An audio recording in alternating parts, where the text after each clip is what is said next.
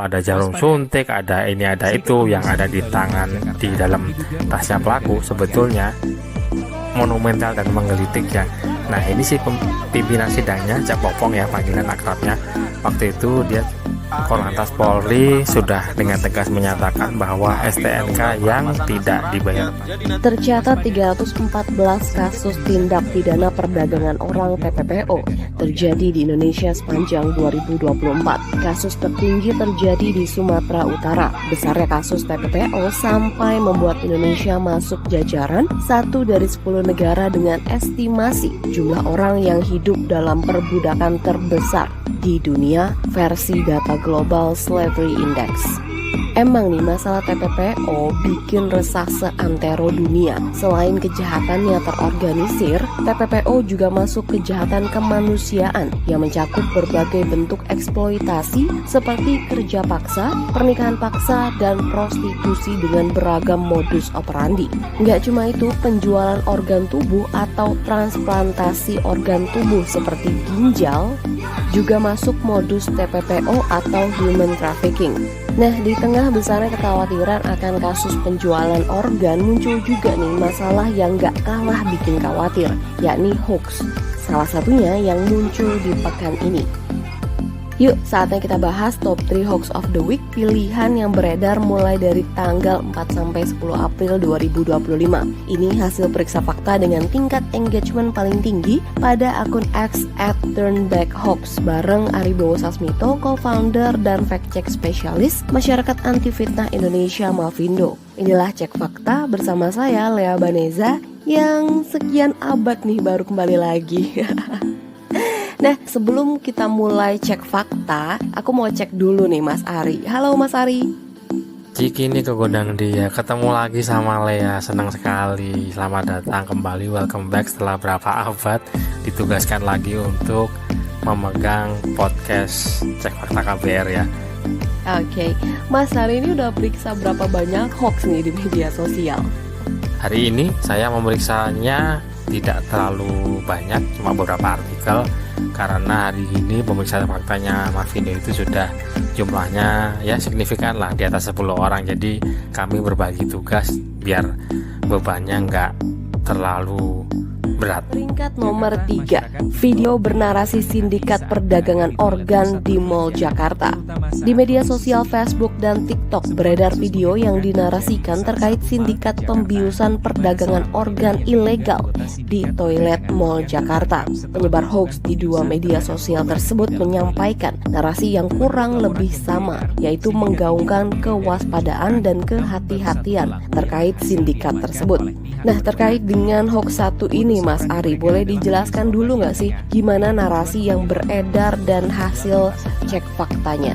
Boleh dong Lea, saya jelasin ya. Narasinya itu cukup panjang, tapi pada intinya adalah dibilang bahwa video ini adalah video tentang upaya pembiusan yang setelah dibius itu mau organnya diambil yang dipakai buat perdagangan organ. Padahal ini hasil periksa faktanya salah Lea ya kalau dikait-kaitkan dengan pembiusan untuk perdagangan organ, karena ini konten yang menyesatkan kategorinya atau misleading konten ya.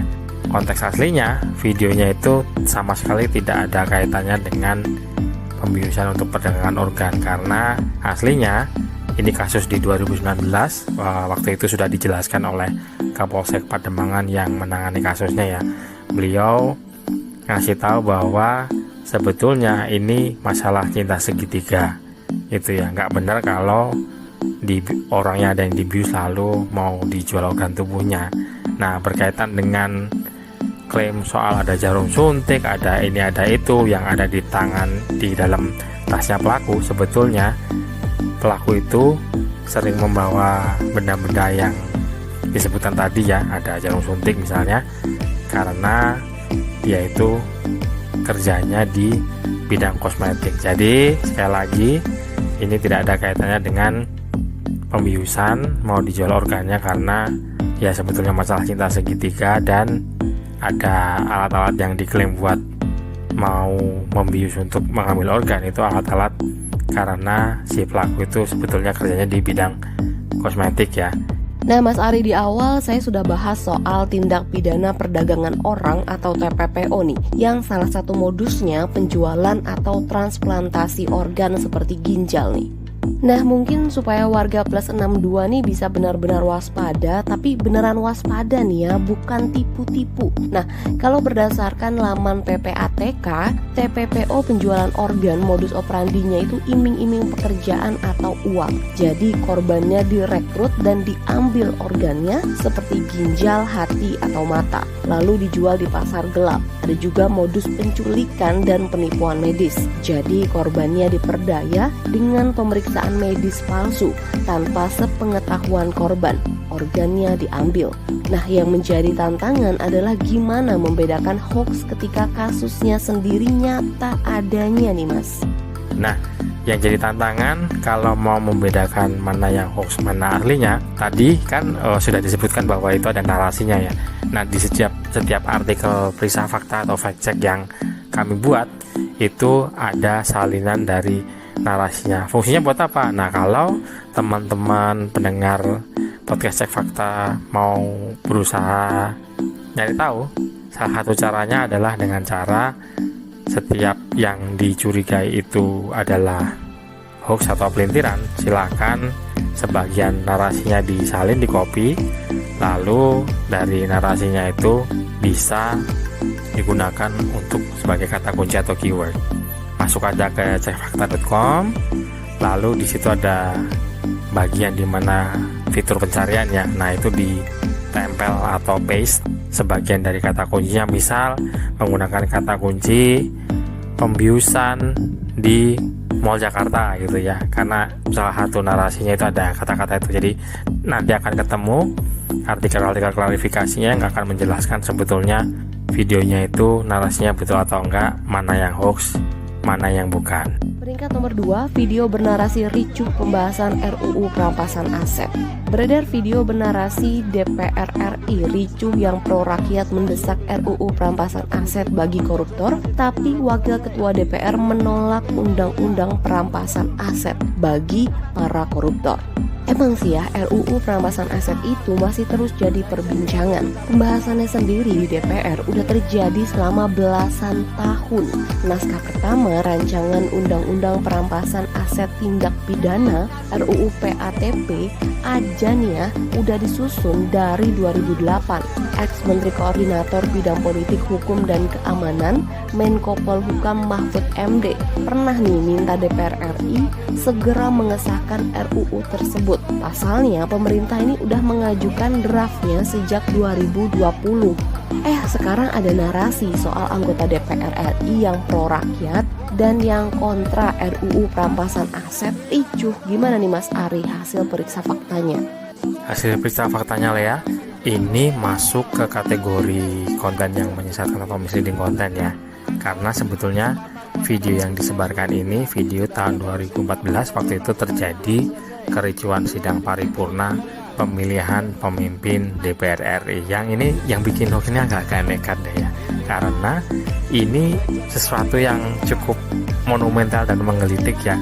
Nah, ini sih pimpinan sidangnya, Cak Popong ya panggilan akrabnya, waktu itu dia cukup dikenal oleh publik karena pada saat kejadian beliau tuh bisa stay cool, tetap dengan tenang memimpin sidang, tidak terpancing emosi. Bahkan ada kejadian lucu, waktu itu beliau bilang paluna maaf saya bukan orang Sunda, mungkin ada salah pengucapan, yang artinya palunya hilang. Jadi pada saat beliau mau mengetuk, palunya hilang, beliau menyatakan seperti itu. Nah, itu sesuatu yang mudah diingat karena lucu, netizen plus 62 jadi mudah ingat ya. Kalau videonya itu dibagikan lagi, tentu saja akan dengan cukup mudah ditebak bahwa oh ini kejadian nggak seperti yang disebar-sebarkan nih. Sebetulnya ini peristiwa sidang 2014 karena itu palunya hilang gitu ya. Itu lucu dan cukup melekat gitu. Nah, kalau tanggapan dari netter yang baca ini gimana nih Mas? Jangan-jangan pada percaya nih atau malah bully anggota dewan? Tanggapan dari netizen plus 62 itu ada yang percaya karena lupa mungkin itu peristiwa yang sudah cukup lama, 2014 dimanapun juga ya. Ada juga yang ikut-ikutan merisak atau membuli anggota dewan yang mereka juga kan punya akun di medsos ya, itu wajar kalau jadi sasaran di mention misalnya atau bahkan di DM gitu ya. Nah, seberapa sering atau intens nih Mas hoax soal RUU perampasan aset yang berseliweran di media sosial? Soal sering enggaknya sebetulnya ini timbul tenggelam ya, karena gimana pun RUU perampasan aset ini masih jadi sesuatu yang jadi tarik ulur, bahan obrolan politik dan timbul tenggelam gitu ya. Biasa kalau di medsos sesuatu yang sifatnya heboh itu digunakan untuk ujung-ujungnya sebetulnya ini ya, nyari engagement ya, nyari popularitas. Semakin populer berarti engagementnya akan naik gitu ya ujung-ujungnya. Nah, kenapa isu ini jadi sasaran empuk buat pembuat hoax, Mas Ari? Isu ini jadi sasaran empuk karena ya itu masih timbul tenggelam antara apakah DPR kapan nih mau beneran sidang soal perampasan aset, kurang lebih begitu ya gitu. Jadi selama masih belum ada kejelasan, masih ada simpang siur, ya ini akan selalu dijadikan bahan untuk dimunculkan lagi. Jadi teman-teman pendengar podcast sepaktahuan.com waspada, karena kedepannya kemungkinan besar pada saat tren berkaitan dengan undang-undang RUU perampasan aset ini ya, rancangan undang-undang ya, itu akan dinaikkan lagi dan lagi. Jadi waspada, mungkin nanti hoaxnya antara dia akan jadi HDU ya, hoax daur ulang, atau HLBK, hoax lama bersemi kembali. Jadi sekarang ini udah kita bahas periksa faktanya, lalu disebar-sebarkan lagi, bisa jadi itu dirubah sedikit, dimodifikasi, atau malah asli bener-bener asli disebarkan apa adanya gitu ya, disebarkan lagi dan lagi. Jadi selama soal pembahasan RUU ini masih belum ada kejelasan, RUU perampasan aset ya, dia akan dijadikan bahan untuk diramein di media sosial. Peringkat nomor 1, narasi perampasan aset rakyat. Perkara uang dan aset memang sensitif nih bagi setiap orang, terlebih di tengah kondisi ekonomi yang tidak menentu. Perlemahan nilai tukar rupiah juga tidak membantu. Lalu sepertinya isu ini tuh jadi sasaran empuk nih buat pembuat hoax. Narasi yang disebar adalah perampasan aset rakyat, khususnya kendaraan yang 2 tahun pajaknya mati bakal disita sama negara. Nah, soal hoaxnya sendiri gimana nih Mas Ari? Soal ini kan udah ada klarifikasinya nih dari Korlantas Polri. Boleh dong Mas Ari menerangkan? Berkaitan dengan banyaknya informasi soal tilang dan pengesahan STNK yang beredar, Korlantas Polri sudah dengan tegas menyatakan bahwa STNK yang tidak dibayar pajaknya selama lebih dari 2 tahun, data kendaraannya itu tidak akan dihapus kecuali ada permintaan dari pemiliknya. Nah, soal pembayaran pajak, kalau memang telat bayar ya bakalan kena denda sesuai dengan peraturan daerah atau perda masing-masing provinsi. Nah, soal perda ini ada satu hal yang barusan jadi berita bagus ya, yaitu di Jawa Barat barusan ada pemutihan. Jadi memang dendanya ada, tapi memang kadang-kadang juga ada pemutihan. Jadi seharusnya itu jadi berita baik di antara seliburan berita hoax yang banyak beredar di media sosial ya.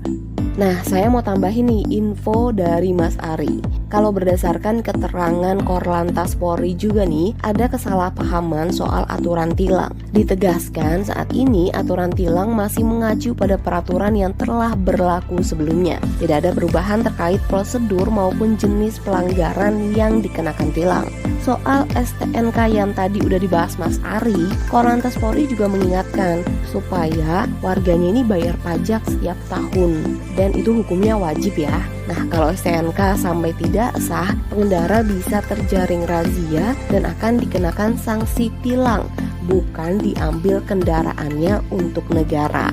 Nah, Mas Ari, supaya teman KBR nggak salah konsumsi informasi, khususnya di media sosial nih yang banyak banget kan infonya, gimana nih Mas?